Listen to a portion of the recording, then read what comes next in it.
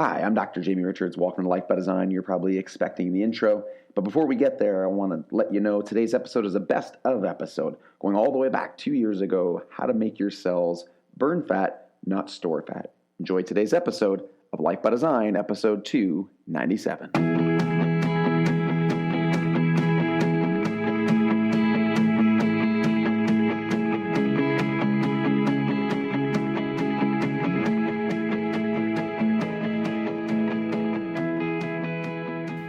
Welcome to Life by Design. I'm Dr. Jamie Richards, and I'm joined today by my colleague, Dr. Horatio Judd.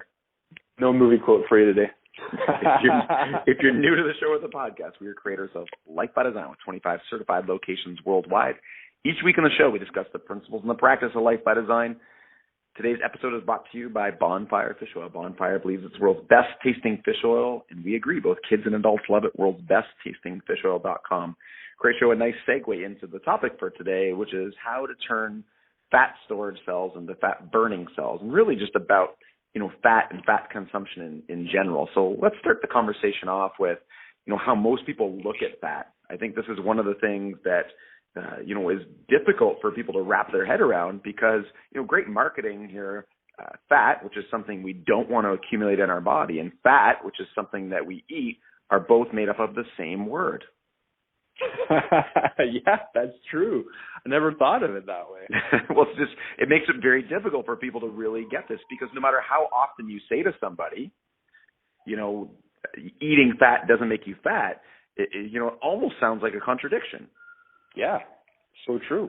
You know what? I'm gonna plead ignorance a little bit on this one. I think the way that we're taught this stuff is through public school and through high school education. And when we did basic physiology of the human body, that's something that we were taught, and that just went unquestioned. Mm-hmm. Well, it is true from a physiological perspective that, when you say someone is gaining fat, it is true that fat is being accumulated in the tissues. And so, it is technically true, but it's not necessarily direct fat consumption that makes the tissues accumulate fat. And that becomes the challenge, right? Is, fat is accumulating in my body and I'm looking bigger, and that's not something that I really want. But it's not necessarily just eating fat that is making my body do that. So that's where the difficulty comes in understanding it. From a metabolic perspective, your body is actually designed to use fat. It's a great fuel source. And, what we want to do is turn our body from a system that is using, say, sugar or glucose as its primary fuel source to a system that is using its preferential fuel source, which is fat. So how do we do that, and what are the things we can do in order to maximize that? That's what today's episode is about. So I'm hoping the goal today and the outcome is that we change people's mind about eating fat, hopefully help you develop a new relationship about eating fat, and then give you some details about some of the action steps that you can take in terms of, what fat sources are good fat sources. Specifically, we're going to talk about fish oil today and how you can, implement that and how much of that you should be taking, how much you can be eating. So, Horatio, one of the things in the show notes that people are going to see is an article that you had found talking about how fish oil specifically turns cells from fat storage cells into fat burning cells. Can you talk about that briefly? Sure. So let's just take a step back, Jamie, before we talk about the article, because I think it's a good one. And let's talk about what the purpose of fat is, right? So the purpose of fat, the reason that you have fat and fat cells is evolutionary in the sense that when we were developing as humans, we didn't always have food sources available to us. And the purpose of fat was to store some of the energy for when we were able to eat, to use at times when we didn't have any food available to eat. Thankfully, times have changed, and we live in a more than abundant society, which is amazing. And now there's no problem with finding food, or at least finding, well, our definition of food is probably different than what most people would consider food, but there's no challenge finding at least calories and even nutrients whenever we want. So now what's started to happen is this very useful storage system has become not just overrun by excess amount of calories, but also hormones and alcohol and all these things that we're not necessarily adapted to that could be toxic for our body. So our body, very smartly, what it does is it also stores these toxins and these unnecessary things that we put into our body. It sends it to our fat cells because that's a safer place for them. So fat is essentially a storage unit for these things. Yeah, and if you look at this from an evolutionary perspective and the body's, need to adapt to the environment, you're right. There's a time when, there was not necessarily readily available nutrition sources. And so when we did have those, our body would store some for later, so we had fuel to use. And now, we have access to pretty much everything. And whenever we want, yeah. Whenever we want. And the food sources have become not just more accessible, but they become more processed. And they become, more carbohydrate-based, more sugar-based. And, the average number of carbohydrates that a person takes in a day, has gone from, in the low hundreds, let's say, to, there's some people who take in, a few hundred grams of carbohydrate, which is essentially a form of sugar, every single day. And this is not a indictment against carbohydrates, as we endorse a carbohydrate-appropriate diet, and that's what Eat by Design is. But for the sake of discussion today, people take in far too much processed foods and sugars. And so if you do that long enough, the body has to adapt, which is the main purpose of the body. It's what it does. And when it adapts, it starts to get better and better at processing sugar. Now, better for the body is, how do I deal with this, nutrient in this moment to best adapt, but it doesn't really deal with the problem of the long term. So if I put a little bit of sugar in, my body processes it and it deals with it properly. Some gets, stored as glycogen, some gets used as energy. But if I don't have the need for that much, then my body has to store it. And so you take this carbohydrate and it actually gets converted and it gets stored as fat in the fat cells. And so that's how this whole problem starts to develop, is not because you ate too much fat. That can be a problem, but in most cases, it's because we've consumed far too many, non-nutrient dense calories from carbohydrates and sugars, and our body has to get good at storing them. And, therein lies the problem. Your body becomes a sugar burner instead of a fat burner. So not only does this process, keep happening, so cyclically you keep adding fat into the fat cells, but you get less and less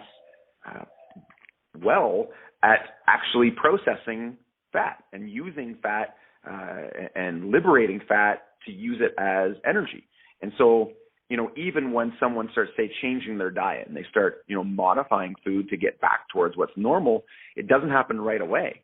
It's not as if you're the sugar burner for 15 years and all of a sudden you come to an Eat by Design seminar and you decide, okay, I need to change things up here and start eating properly. Hey, why am I not losing body fat? Your body is really, really good at doing what you've made it do over that time period. Whether it's good for the body for decades and in the future, doesn't really matter. What's more important is that the body survived and adapted to what you were making it do. You're going to have to eat this way for an extended period of time. In many cases, it could be weeks and months before your body gets better and better at using fat as its main fuel source. So, Krisha, what are some of the main fat sources that you would advise somebody in your practice to consume?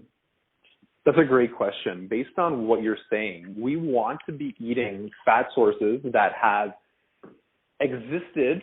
I mean, this is just a good general rule. You want to be eating sources of fat that have been around for as long as possible. So things like, saturated fat, animal products that have been raised. I mean, we talk about the hierarchy principle. So you want to stick to an animal that's been raised and has been living in its natural habitat for as long as possible. Saturated fat is actually one of the most nutritious and dense foods you can possibly consume, but things like coconut oil and avocados and what we're going to be talking about in a little bit is fish oil.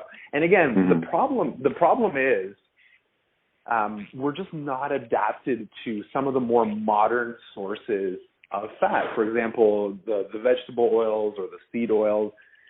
Again, it's not that, people will label these things toxic, and I guess in a way it is toxic for our body, but they think that because it's toxic that somehow somebody created it because they're trying to kill us or they're trying to poison us.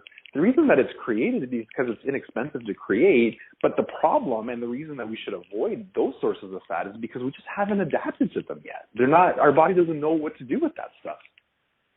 Well, I think the fat that gets the biggest knock is saturated fat. And, Sure. for years, it was looked upon as, deathly, that saturated fat would clog your arteries, and then that would lead to heart disease. And, we've talked on the show before about the 7-country study, which actually had 23 countries in it, and the relationship between saturated fat intake and heart disease, and how that relationship didn't exist. The World Health Organization just recently said that saturated fat is healthy, and it's not it's not on their hit list anymore. Remember, it never should have been on their hit list. The fact that they just changed their mind because the volume of research kept pointing to the fact that it wasn't bad doesn't mean that it was ever bad. It just meant that this, organization and the people and the powers that be decided that it was bad. So it's not as if it just magically became good. It's always been good for you. Right. In fact, you could make the case that it's, the most important fat. And there's lots of reasons why. If we talk about the different types of fats, you have your polyunsaturated fat, right? So people know those as omega-3s and omega-6s and omega-9s, your omega fats. You have monounsaturated fats, and you have saturated fats. So, there's different types of fats. You have trans fats as well. Most people assume those are all bad and man-made, but only really the man-made ones are bad. You have some naturally occurring trans fats, which again are not a problem as they're naturally occurring and your body knows what to do with those. So again, I like your rule, Horatio, is avoid fats that are generally, man-made and highly processed. So your seed oils, vegetable oils, those fall into that category. The nice thing about saturated fats is when you consume saturated fats and they end up making up a large portion of the membranes in our cells and our body, saturated fats are great because they're saturated. And if you don't know what that means, it means that the bonds that make up the fats are saturated. They're very stable fats. That's why you can cook with butter and it doesn't smoke at a high point or at a low point like, say, olive oil will, and has a much lower smoke point, right? So saturated fat is a stable fat. It also means that it's stable inside your body. So, the polyunsaturated fats are great for us, and we'll talk about omega-3s here in a second and why they are. But, I think people take this to the extreme, which happens a lot in diet. There was people of Eastern descent, consume more soy, comes from fermented sources, but consume more soy, and all of a sudden in the 90s, North Americans started to produce soy milk and drink it like it was going out of business. And today, a lot of people still drink soy and think that it's better. Right. And so, it's the same thing. People got hooked on this idea that, olive oil and polyunsaturated fats and things like fish oil were good for you, which they are. But again, you can't just, inundate your body with these fats and expect to, out fish oil a really terrible diet, because there's a potential downside of taking lots of unsaturated fats is there's more potential for oxidization. That's why you can't leave the cap open to your olive oil. It's why the bottle is dark, because if it gets exposed to air, it oxidizes. And so the same thing can happen in the tissues of the body. They're more susceptible to oxidization, and probably a whole other topic for another show, but, potential damage that comes from oxidization is, not a good thing. So saturated fats are great for you. So when I talk about fats, Horatio, I always think like this. If every day I eat some avocado, some coconut oil, some fish oil, some butter, I'm pretty much hitting all the fats, right? And that's how I look at it is, I have some coconut oil, avocado, butter, and fish oil. If I do that every day in the context of whatever I'm consuming with healthy animal products and vegetables, you're going to have a great fat profile. So don't be too worried if, you look back and let's say you did a caloric, you did a diet log and you said, man, my calories from fat are 40%. That's okay. That's right in the wheelhouse in terms of a diet that is having adequate amounts of fat, assuming they're coming from good sources where your body can use those as a fuel source. You don't want to have 10% of your diet come from fat and 80% from carbohydrates for the most part. And again, this, a side note or caveat is the determination as to what you need is still going to be predicated on, what your exposure has been. So sure, if you lived on an island out in the middle of the Pacific and all you ate was carbohydrates for, 15 generations, yes, consuming carbohydrates, you're going to be better at it. You're going to be more able to adapt to it and so on. But the average North American or, the average person who's living, outside of those areas, you're going to do well with a higher fat, moderate protein, carbohydrate appropriate diet. Yeah, I can't disagree with any of that. So let's talk about the study. So what these Japanese researchers found was that mice, so they tested mice, and they found that in the group where the mice ate a diet, like exactly like you were just saying, that was appropriate with saturated fat, and they gave them fish oil, not only were those mice leaner and had less body fat, but when they actually biopsied their fat cells, they found that those mice had what's referred to as brown fat and more beige fat, which is in between white fat and brown fat. Now, just a quick. So this is the first I've heard of beige fat, Cratio. Me too. I actually had to look it up, and there doesn't seem to be a lot of research on it. But essentially, so again, there's this tendency in science and especially in medical research to label adaptive processes of the body as bad, and I don't like that way of thinking. So the reason that white fat is labeled quote unquote bad is because white fat is what fat looks like when it's being stored and when it's just hanging out in your body, whereas brown fat is in the process of being released into your body, whether it's to keep your body warm, whether it's injected into your bloodstream as calories for energy.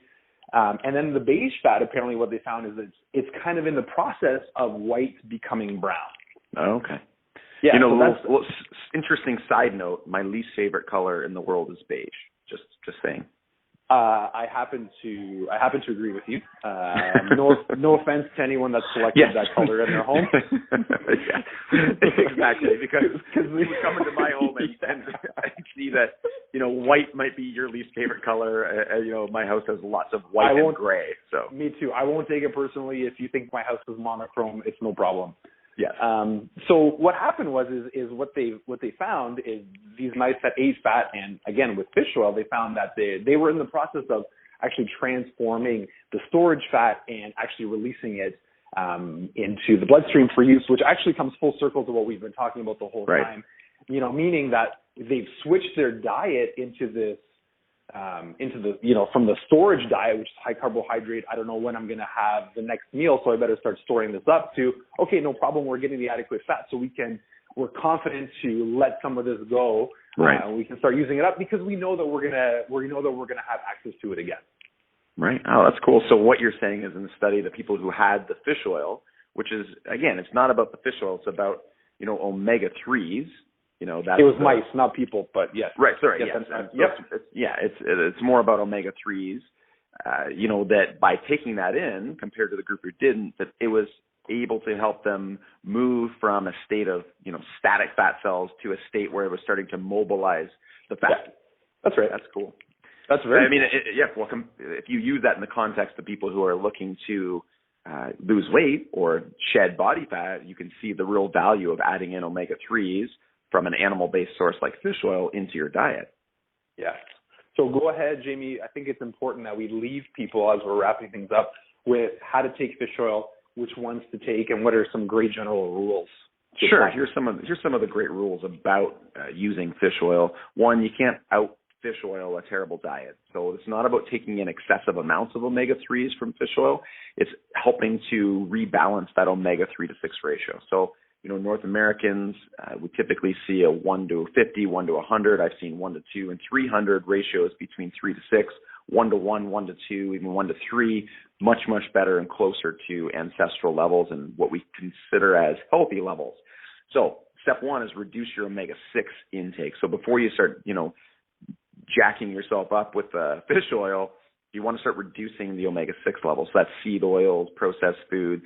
Even nuts and seeds should be eaten, as a condiment in small amounts. They're very high in omega-6s, and we'll talk about that on another episode. The omega-3 intake coming from fish oil, you want to use an animal-based source.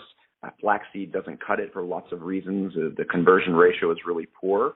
So if you want to go from ALA into eventually DHA, then you're only getting maybe 10, 15%. You'd have to consume a lot of flaxseed, and there's some potential downsides to that as well. So you want to use an animal-based source, something that's from a replenishable source. So small fish is a great way to do it. We use bonfire fish oil. It comes from cold water fish. There's other good brands. There's a top level of fish oil, 5, 6 different brands, bonfire, Nordic Naturals, Carlson. You know, those are some of the great brands. NutriSeed. The thing that differentiates those is the taste. And so that's why we always go with Bonfire, and we come back to this over and over. It tastes great. So how much do you take? I think a great starting point is a couple of grams of total EPA and DHA. That's generally going to be a good recommendation for most people. If the kids are younger or smaller, you know, you can probably start with a gram, which can be closer to a teaspoon of our brand anyway. You have to look at the dosages on them. I don't necessarily go with the dosage on the bottle. I usually shoot for 2 grams of fish oil. Once you know how much it is, I just swig it every single morning. I forego the spoon. But the kids will chew on the capsules, or they'll drink right from the bottle, as you've seen probably Andy do on Facebook or Ari do on Facebook before. So how do you do it? You just put it in your routine. You make it something you do every single day. And again, just make sure you're not trying to do it as a, as a way to sidestep the terrible diet that you have and all the problems that you have with that. So get that fixed. If you want to check out more, you can, one, check out the article in the show notes. That's there for you at lifebydesign.com/podcast. And also we'll have information about Bonfire fish oil and how to get that. And you can ship that right in, actually, Cratio. Yeah, you can order it online. That's right. Yeah, just order it online and get it shipped right to your house or to your P.O. box or wherever you're getting it shipped to. And go ahead, test it. See if you like it. I know you will. I've had very few people over the course of the last 5 years say, "Oh, I don't like the taste of that." Now, remember, when I say it tastes great, the caveat here is it's still fish oil. So I'm not saying it tastes like chocolate cake. I'm saying it tastes. You know what I mean? I think people they taste it in our practice. They go, "Oh, I thought you said it tastes great." It's like, yeah, it tastes great for fish oil. Yeah, for fish oil. Yeah, it's the best tasting fish oil. It's very consumable and it's very palatable. Is a good way to think about it. This is not something that you're going to go home at night and go, "I can't wait to have fish oil for dessert." No, it tastes great, but more importantly, you're taking it because it's meeting some requirements in your body. They're going to play a huge, huge role, as we talked about today, on fat loss, on other factors as well in your health. So go ahead, add that in. Thank you so much for listening to the show and joining the drive to 1 million families worldwide living life by design.